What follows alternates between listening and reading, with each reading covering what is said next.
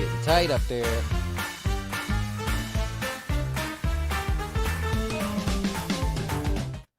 Hey, welcome to the Closing Beat, everybody. Happy Thursday.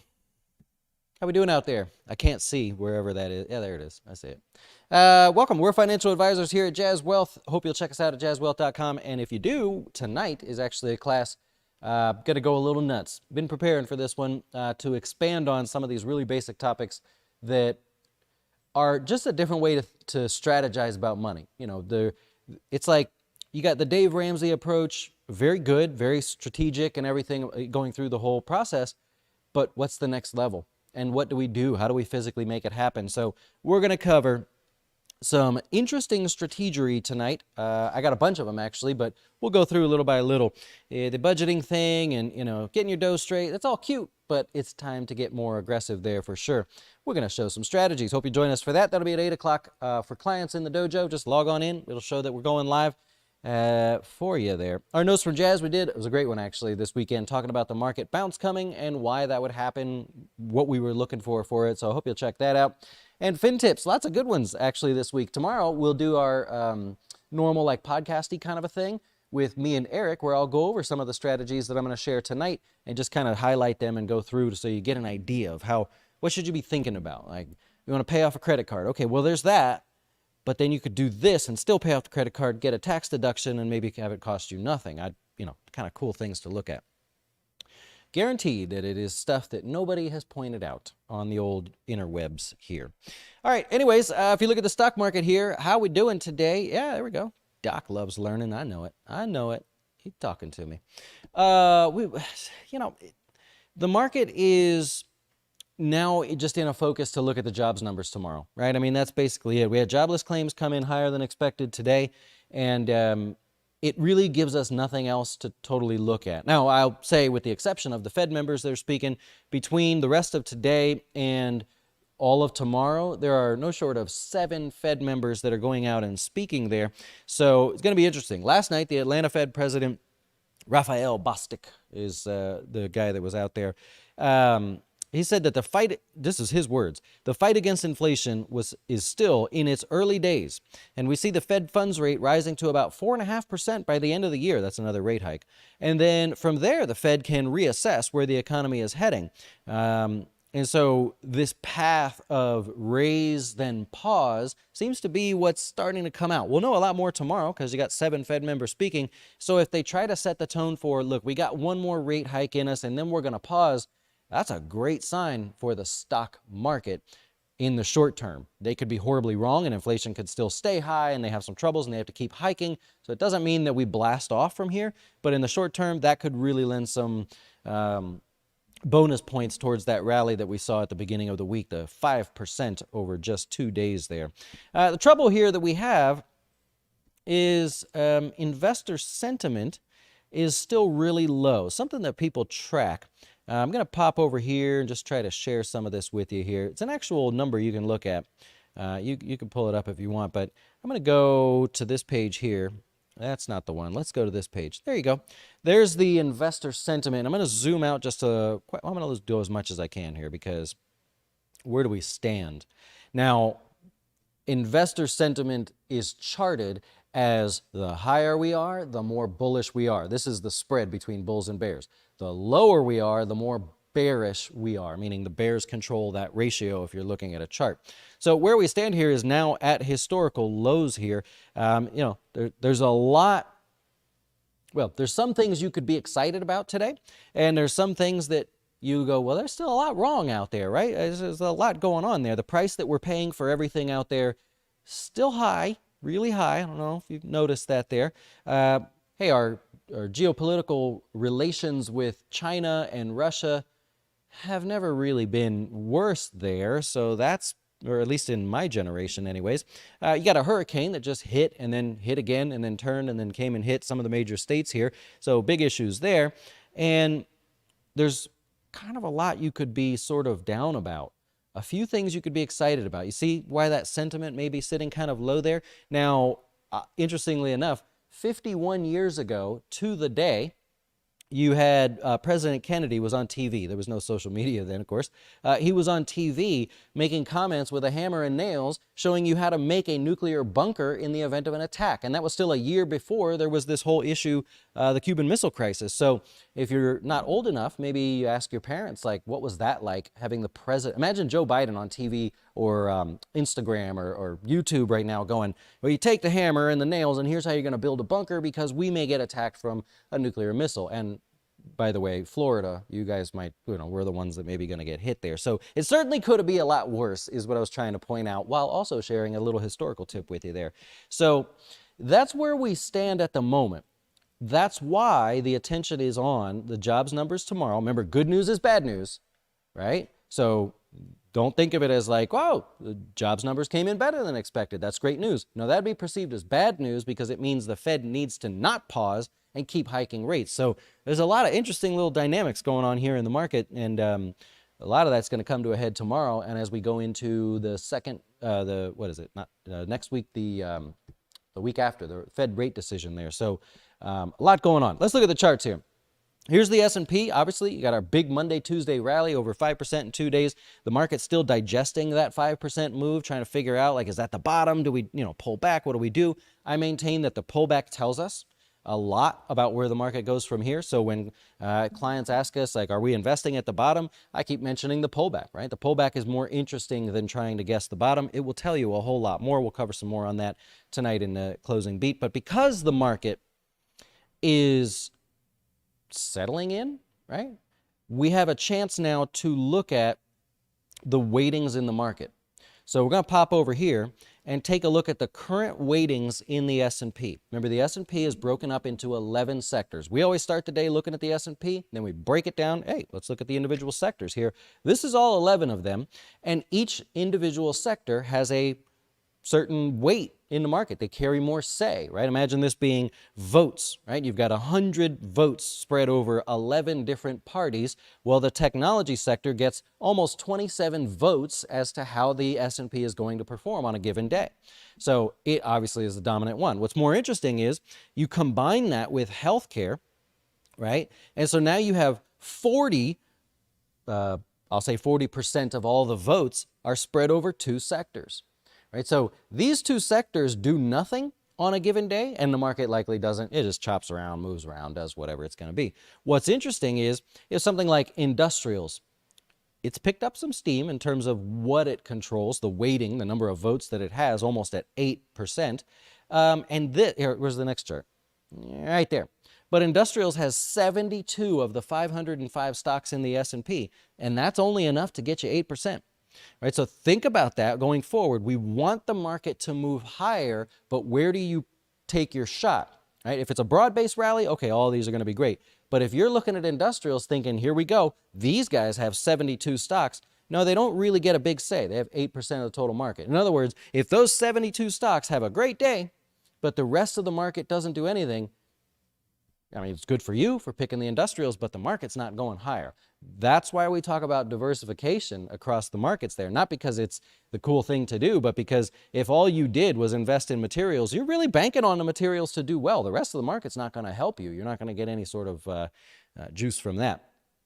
Okay, back to this chart here. So technology has 75 stocks there that, and what, to look at this even further, Apple and Microsoft really dominate the 75 stocks. Because remember, think about it this way.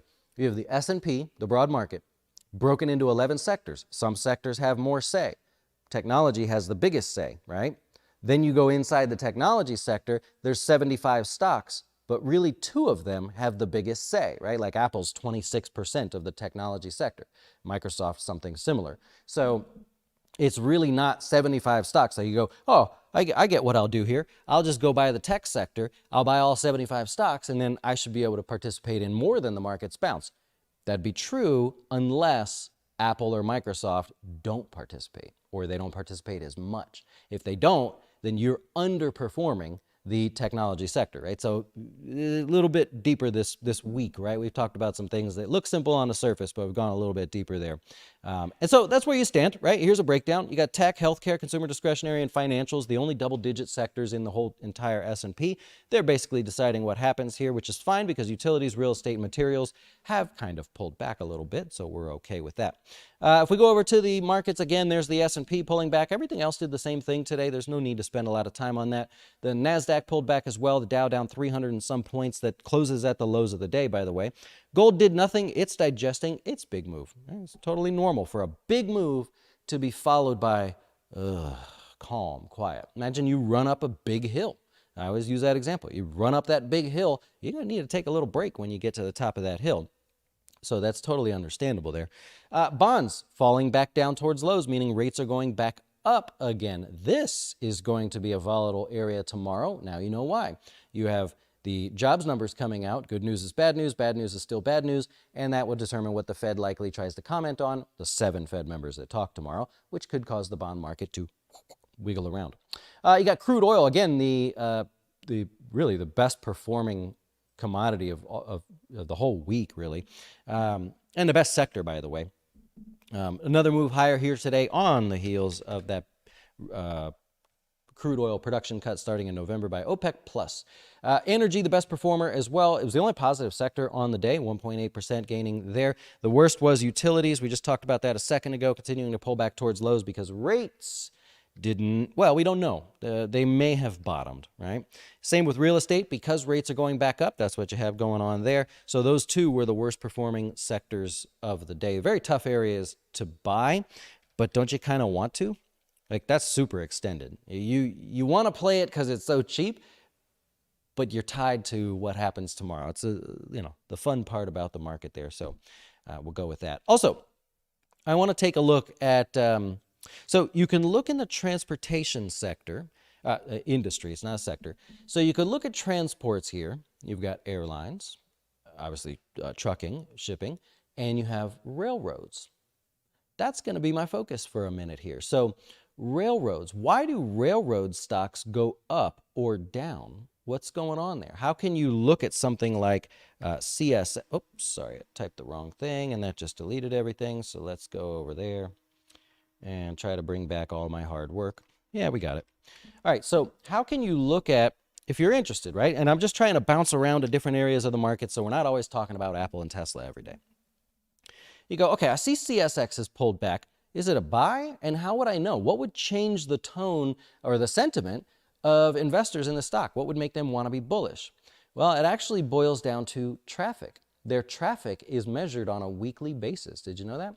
So you can actually track the carloads. You can track the intermodal carloads, which is basically just saying they controlled the train ride, the truck ride, and the delivery, many different forms of transportation in there.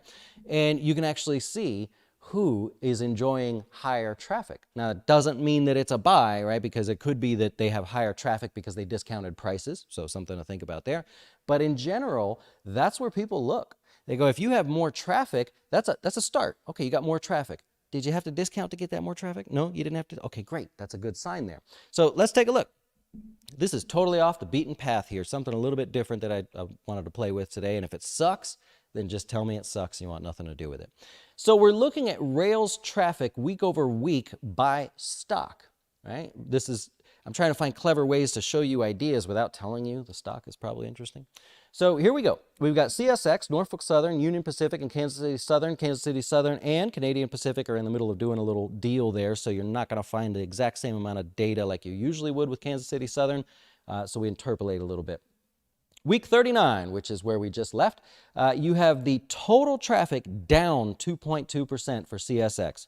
Huh. That's stock's having a hard time going up.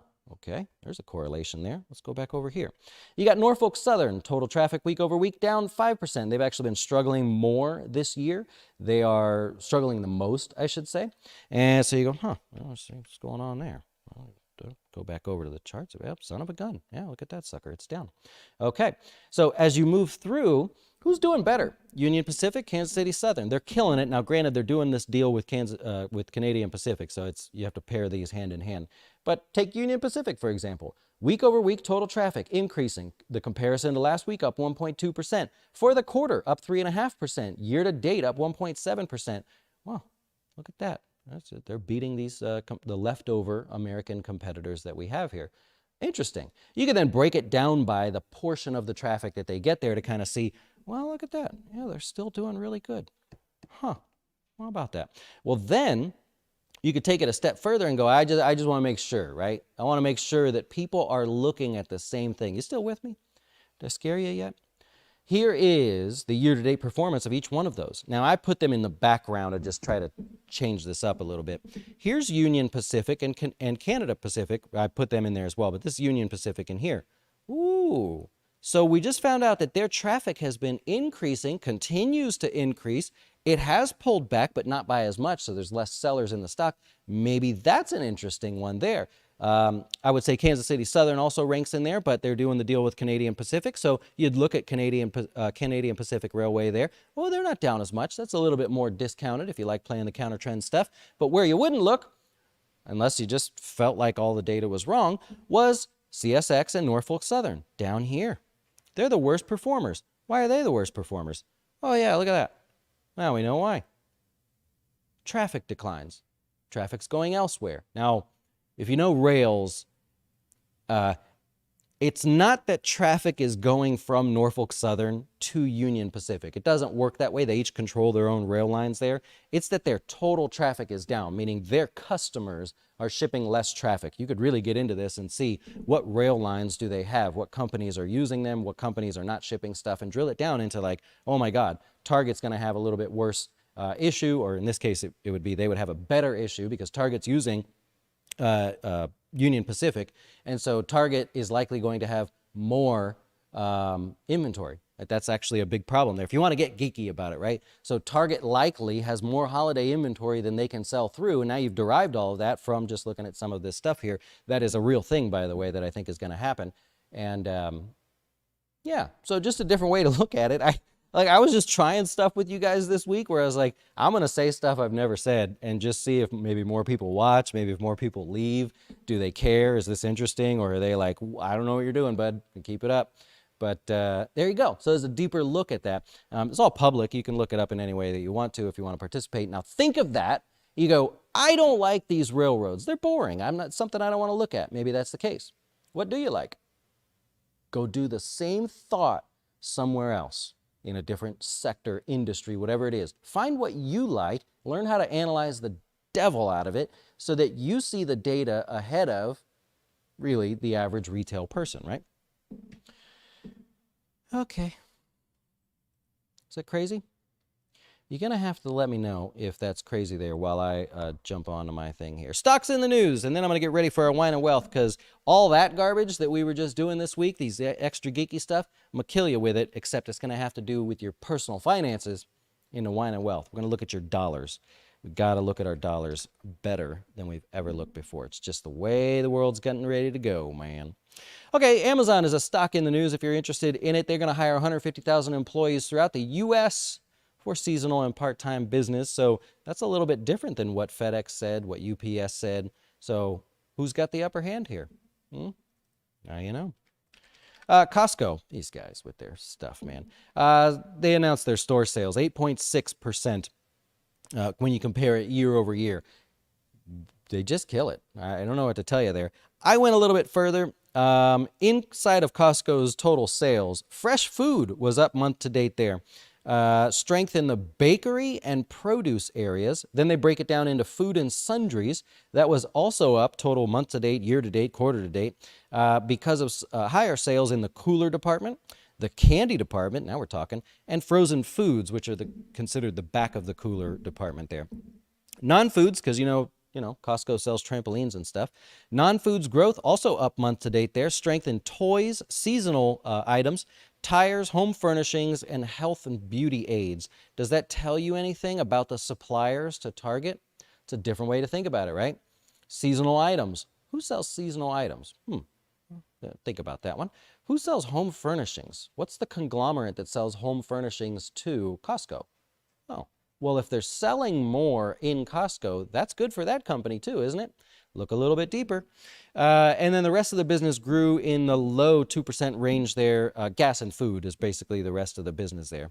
Gas, food, and your $1.50 hot dogs that they refuse to raise the price on. Good for them. Come on, baby. CVX. There we go. CVX trying to break out there as well. So the reason for this is CVX drills in Venezuela. There are currently U.S. sanctions on Venezuela. Somebody at CVX was really good at lobbying the government, because now the government is considering just ending the sanctions in Venezuela and just letting bygones be bygones there. So CVX can get back to drilling more oil. We don't want to drill it here, but we'll lift sanctions on a pretty nasty looking country there that's done some wrong, and we'll let CVX drill there, then give us the oil. Agree or disagree? That's what's going on out there. Ford, they are, do you like the F-150 Lightning? It's a cool truck. You're going to pay 11% more. They're using that. You get what they're doing. They're using that to fund the electric side of things. Those that want, this is the big squeeze. This is happening. Those of you that want the gas trucks and SUVs, you're going to pay more to fund the EVs. That they've said it. That's their words. Those are not my words there. So if you want to stick with gas, it's going to cost you. But on tonight's Wine and Wealth, I'll show you how to save some money on that. Lastly, we have Peloton. Do we? Yeah. They're going to cut another 500 jobs or so. They've been cutting little by little. It's a whole restructuring thing that's going on with them. And they need to, right? There was the time where, growth at all cost companies, that was an actual term that was thrown around Wall Street, just grow at any cost. Even if you have to lose $1 billion a year, Uber, grow. Well, that's getting tougher because you can't get money like you used to. So Peloton knows that. I think they're doing the right thing here. It's going to be very helpful for them. You got to get slim, you got to get efficient, and hopefully profitable, because they've got a ways to go there. Anyways, we'll wrap it up with that. I will take your questions if I can. I did cover everything that I want to cover, so I'll find wherever the chat is at, try to answer your questions, and then I'll get ready for the old Wine and Wealth here, because we got some good stuff coming up there. Craig Hill, there you go, man. Teach you how to fish. So the way I kind of grew up thinking about things was I was just going to read things that I didn't quite understand, figuring at some point I would understand it. Instead of, think about the stuff you read about. You read things that are fun, of course, you need that. But if you read something where you're like, I don't quite know what they're talking about, you never know. You might learn down the road. You go, oh man, that's what the LLTD stands for. I never knew that. But if you don't read stuff that's beyond your current knowledge base, then how do you get better? Push yourself. It's like learning a new language, right?